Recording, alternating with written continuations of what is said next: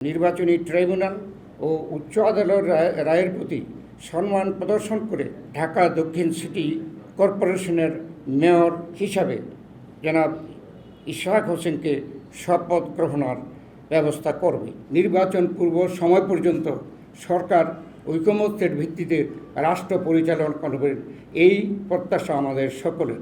আমরা ক্ষমতায় নেই, আমরা এখন এই ঐকমত্যের ভিত্তিতে কীভাবে সরকার চালাবো এটা আমরা কীভাবে বলবো। ঢাকা দক্ষিণ সিটি কর্পোরেশনের মেয়র সংক্রান্ত বিষয়ে আদালতের রায় অনুযায়ী গেজেট নোটিফিকেশন করায় নির্বাচন কমিশনকে অন্যায় অযৌক্তিকভাবে প্রশ্নবিদ্ধ করা হচ্ছে। আইনের শাসন প্রতিষ্ঠার জন্যই দেশের জনগণ রক্ত দিয়ে গণ অভ্যুত্থান করেছে, সুতরাং আমাদের আইনের শাসন প্রতিষ্ঠায় দৃঢ় সংকল্পবদ্ধ থাকতে হবে। আমরা আশা করব নির্বাচনী ট্রাইব্যুনাল ও উচ্চ আদালতের রায়ের প্রতি সম্মান প্রদর্শন করে অতি শীঘ্র সরকার ঢাকা দক্ষিণ সিটি কর্পোরেশনের মেয়র হিসাবে জনাব ইশরাক হোসেনকে শপথ গ্রহণের ব্যবস্থা করবে। পতিত ফেসিবাদী শক্তির ও ব্যক্তির অর্থাৎ দল ও মানবতা বিরোধী অপরাধে অভিযুক্ত ব্যক্তিদের বিচার প্রক্রিয়া চলমান থাকবে। যে বিষয়গুলো এই সংবাদ সম্মেলনের মাধ্যমে আপনাদের সামনে উপস্থাপন করা হচ্ছে, সেই বিষয়গুলো আমাদের আগের প্রস্তাব ও পরামর্শের মতো উপেক্ষিত হলে তা হবে দুর্ভাগ্যজনক।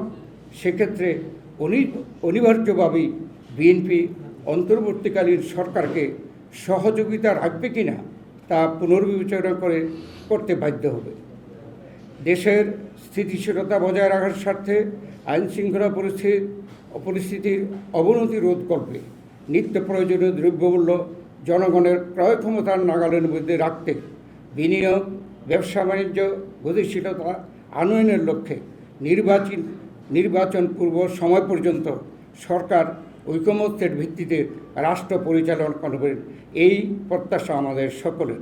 নির্বাচন কমিশন কত মাস যাবৎ এটা প্রতিষ্ঠা হয়েছে, এখন পর্যন্ত কিন্তু কেউ এ ব্যাপারে কোনো প্রতিবাদ করেনি এবং সেই সময় এখন পর্যন্ত যেই আইন দেশে প্রচলিত সেই আইন মোতাবেকই করছে, নতুন আইন হয়নি। এই স্টেটমেন্টে দেওয়া আছে যে আমাদের সকলের মতামত নিয়েই তারা এই নির্বাচন কমিশন করেছে। অতএব এখন আমরা মনে করি বিভ্রান্তি সৃষ্টি করা, জাতীয় সংসদের নির্বাচনকে বিলম্বিত করার যে সকল উছিলা সৃষ্টি করা হচ্ছে, এটাও একটা উছিলা। সকল দলের সাথে আলাপ করে মিনিমাম ইস্যুতে একমত হয়ে সেই বিষয়গুলো ঘোষণা দিয়ে কাজ করা বা যে কর্মসূচি, কিন্তু এখনও তো সেই ঐক্যমত হয় নাই।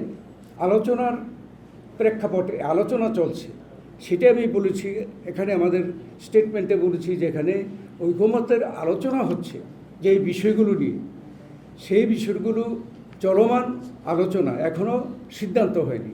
অতএব এখনই আমরা ক্ষমতায় নেই, আমরা এখন এই ঐকমত্যের ভিত্তিতে কীভাবে সরকার চালাবো এটা আমরা কীভাবে বলবো। এই ঈদে জামা জুতো অ্যাক্সেসরিজের ডিসকাউন্ট। আমরা তো দাবি করছি যে এই ঐক্যমত মোতাবেক সরকার চালাতে হবে, কিন্তু এখন পর্যন্ত সেই মতের ঐক্য সৃষ্টি হয়নি, আলোচনা চলছে। হাইকোর্ট থেকে